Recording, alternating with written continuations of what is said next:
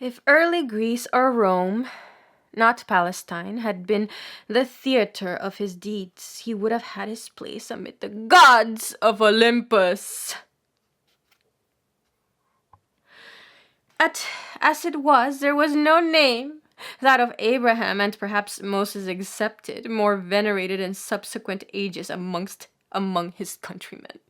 But yet, with all his moral and physical superiority, with all his mortifications, his strange ascetic life, Elijah is spoken of for our encouragement as a man of like passions. For our encouragement. And it is this which makes his biography so interesting and instructive. With all his greatness, he had his weaknesses. His weaknesses and failings too, just in the points of character we should least have expected. The reprover of Ahab, the bald, bearded son of the desert who feared God and knew apparently no other fear, so elevated above the foibles, weaknesses, caprices of his fellows, so different, so indifferent to human opinion, whether in the shape of commendation or censure, can become a craven and coward on hearing the threats of an intriguing woman,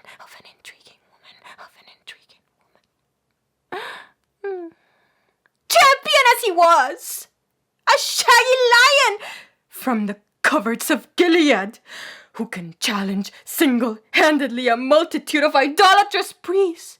He cowers away in mope and despondency from work and duty.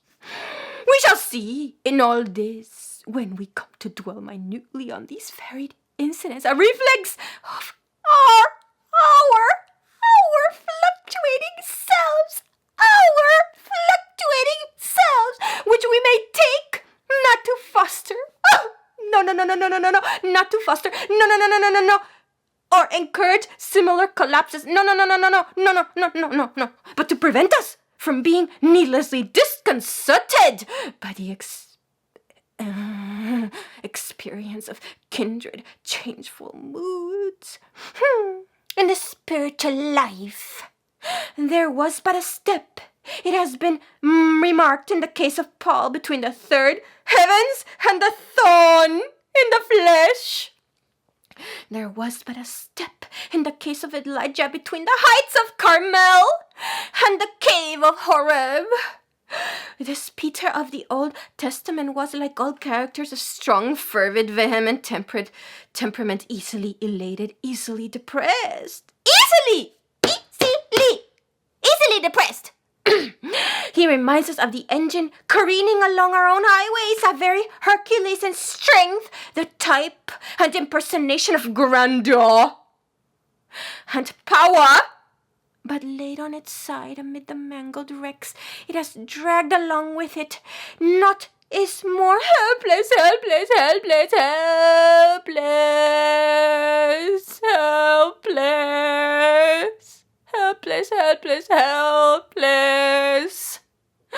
Elijah's life, however, is that of a man of like passions.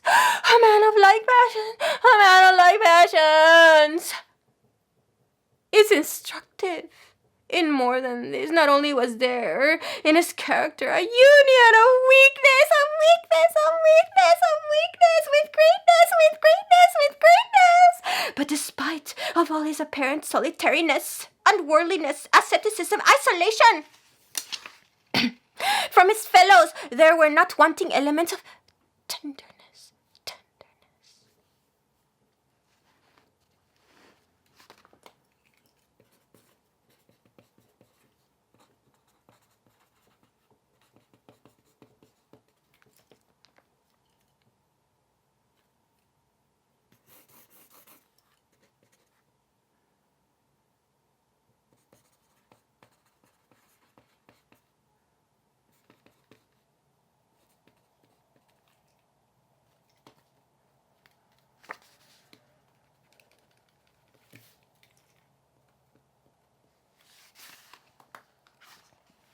The earthquake, the whirlwind,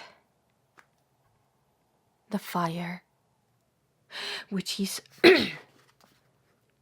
The earthquake, the whirlwind, the fire which he saw in the Sinai desert, and after all these, the still small voice, formed the reflection of his own inner nature, a union of the terrible with the gentle, the denouncer of Ahab, the rebuker of kingly iniquity, the slayer at the Kishon, the homicide who in one day, with his own hands, purpled its waters with the blood of 450 priests. We shall yet see with what considerate tenderness he ministers to the distress of the lonely widow of Sareptath, and with what loving affection he clings at the last to the friendship of the faithful Elisha. Stern characters are often misunderstood. There is frequently a union of opposites in the same nature. The stern may appear to predominate when gentleness and goodness are there, if the world would but believe it.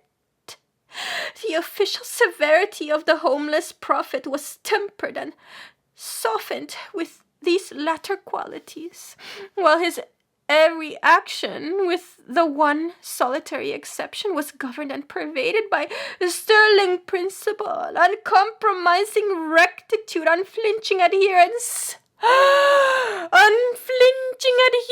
to the will of God.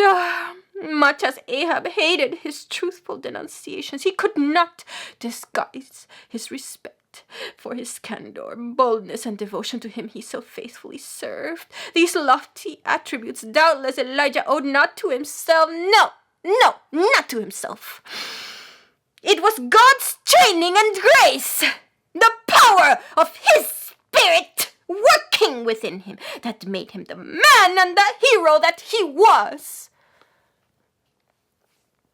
The classic fable regarding Hesiod, the unlettered herdsman, but who became the father of poetry, was a reality in the case of the prophet of fire. A heavenly flame coming suddenly down and resting on his head, he became the greatest of his age. The Lord had said to him as to the prophet of Chebar, "Behold, I have made thy face strong against their faces, and thy forehead strong against their foreheads. As an adamant, harder than flint have I made thy forehead. Fear them not, neither be dismayed at their looks, though they be a rebellious house." Indeed, we often think of the Tishbite as an example of a character surcharged with elements of great power, which, if misdirected, must have been terrible for evil, terrible for evil. Left to his own wayward, impetuous, fiery nature, his strong impulses and iron will, the bold Bedouin of Gilead might have grown up to be the scourge and destroyer, the tempter and corrupter of Israel. Not its restorer, reformer, and savior. A vessel of wrath instead of a vessel of mercy.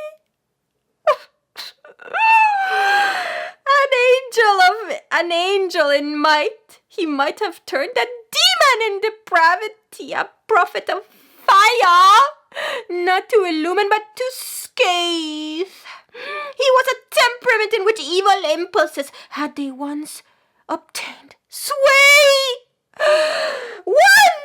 just once, obtained sway, would have swept him down rapidly to ruin and hurried thousands along with him, spreading its evil and baneful influence through a whole generation. But he had been enabled to consecrate all this latent power to the cause of righteousness.